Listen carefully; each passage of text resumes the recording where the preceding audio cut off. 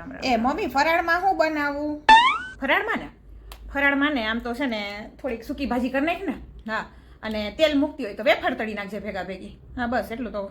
અને આ સાચું જો તેલ ભેગું મૂક જ છે ને તો દાણા કરી નાખજે ને, સાઈડમાં ખાવા થાય ભેગા હોય ને.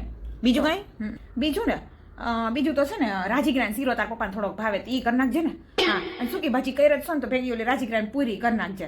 ભેગી હોય તો થોડાક ધરાઈ જાય એમ. હા બસ આટલું ખાઈ તો ઘણું. બાકી જો તાર પપ્પાએ 1 કિલો એક કેળા મંગાવ્યા છે, 2 કિલો ચીકુ મંગાવ્યા છે, 1 કિલો એક સફરજન મંગાવ્યા છે, એટલે એ તો કઈ વાંધો નથી. હા, ને બીજું તો હું, હા જો કાનિયો રિયોસમાં દીકરો બિસાડો કોક દીક વરસના વૈતલે દીએ રહેતો, એની પેટીસ બહુ જ ભાવે. તે સાઈડમાં થોડી પેટીસ કરી નાખજે ને. હા બસ આટલું તો ઘણું. નહીં ધરાઈ જાય એટલા બધું થોડુંક થોડુંક ખાવું નહીં બધા ધરાઈ જાય.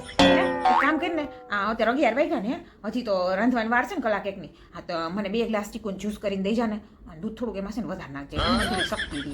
હા હમણાં મોયરે તું બહુ જ રહેતી, હમણાં કેદીની રહી નથી ને તે રહી નથી શકતી.